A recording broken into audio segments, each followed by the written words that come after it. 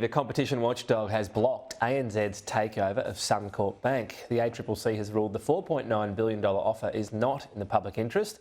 It found the merger would entrench an oligopoly and further concentrate the market. That therefore meant we would have four majors, very similar in many respects and more likely to be engaged in like-for-like, live and let live competition rather than the fierce competition that would benefit consumers. They have a window of opportunity to appeal this decision if they'd like to. They can appeal it to the Competition Tribunal or to the Federal Court. Joining me live now, Assistant Minister for Competition, Charities and Treasury and Employment, Andrew Leigh. Thanks for your time. So, pleasure, Tom. Blocking the move, what did you make of that? Well, the ACCC has its independent job to do, and the government certainly won't be commenting on the specifics of the decision today. The parties have the option to appeal to the Australian Competition Tribunal or to the Federal Court.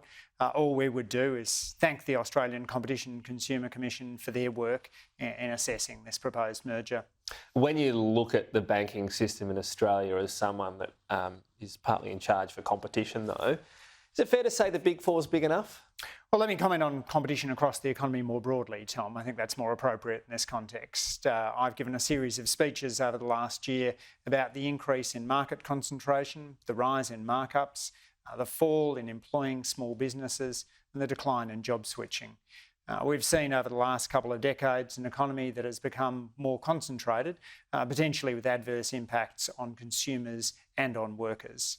We know that elsewhere, countries like the United States are reassessing competition settings to make sure we get that sort of vibrant productivity-driving competition that we know has been so crucial to Australia's living standards in the past. The 1990s productivity surge was off the back of the Hilmer competition reforms. We're very minded of that as we look to shape up our competition policies to see that we get a more dynamic economy. Well, given your views though, it wouldn't make sense for the Big Four to get bigger in Australia, given how crucial banking is as a sector? Again, Tom, I don't want to go on the specifics of the banking sector. What I will say is right across the economy, we see an economy which has become more concentrated in which we're getting more and more large behemoths. And it's important to have those new firms. Those new employing small businesses can be important drivers of productivity, but if they're blocked from growing, if they're not able to get market share, then that's a problem. Do you find it curious that so many people still have home loans, often at higher rates with the Big Four? Because we're talking endlessly about cost of living and in particular rate rises, and yet the Big Four still dominates the market so much, where anyone these days can jump on a computer and find endless comparison sites. Is that a sort of curious, I don't know, behavioural economics study in that? Switching mortgages is hard, Tom. Anyone who's given it a go will know the paperwork that's involved and the fact that there seems to be a lot of sand in the gears. When we banned mortgage exit fees under the former Labor government, that was opposed by the coalition, but it was the right thing to do because it increased competition in the market. Today, I'd like to see more people walking down the road to get a better deal because that also places more competitive pressure onto the banks themselves. When you say you'd like to, what can you do about that? We're not going to mandate people to switch, but we're certainly aware of the benefits of switching. Not only do people bring to themselves, but also that they help other customers. What's the sand in the gears still that maybe might be able to not be there anymore? Well, there's a lot of paperwork to do. Mortgage discharge forms mysteriously disappearing from websites, problems of not being able to simply, with a couple of clicks, get out of a mortgage and move to another lender. So it should be that simple. I know there was an onus pushed back on banks where you can sort of say, here are all my payments, transfer them for me. I don't want to contact 68 providers, whatever it might be. Stephen Jones has charged the Consumer Data Right Initiative, which is aiming to do just that. But I think the basic principle, Tom, is that it shouldn't be harder to get out of a mortgage than it was to get into it in the first place. Where are the discharge forms disappearing from? What websites? It's certainly an anecdote that I've heard that one of the Big Four has removed the mortgage discharge form from their website. Have you checked it yourself? I have not. All right. I'm concerned. Sounds worth checking in your role. If you're hearing that one of the Big Four, you can't find the form, wouldn't you go on and check if that's the case? Yeah, look, it's certainly one of the issues we're raising. It's not the top issue impeding competition in that space. We just need to make sure that people are able to shop around. Talk of recession. I know we there's the broad talk, there's the technical measure. Looking at retail though, 3/4 of shrinking. I mean, this sector is in recession effectively, isn't it? We've got unemployment now, which is a 50-year low. Their job growth in our first year in office has been 500,000 jobs, better than any other incoming government. We do have challenges in the economy. I know of households feeling the squeeze and small businesses too. Our responsibility as a government is to make sure we're providing that support.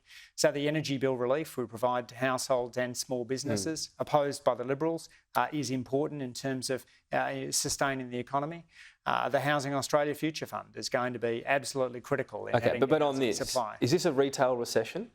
Look, I don't use that sort of terminology, Tom. I don't think it's a responsible way of talking about conditions. How would you describe retail in Australia right now? People are doing it tough right now. Retailers are feeling the squeeze, and that's certainly a reflection of the increase in interest rates that we've seen, which of course started under the former government. Do you worry about a lot of small retail business in particular going to the wall in the next few months?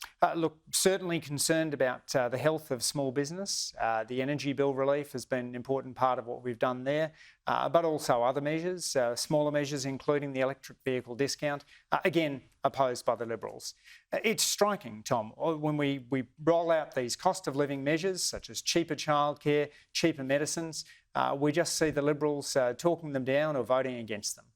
We're not getting the sort of support from the coalition that you'd expect, given all their rhetoric of backing families. Is the challenge for Labor, the work between now and the next budget, figuring out which areas are really doing it tough and assistance for them at the next budget, targeted assistance given inflation? Is that what you see as the sort of one of the big roles between now and the next budget? Well, targeted assistance is the hallmark of how we look at budget management.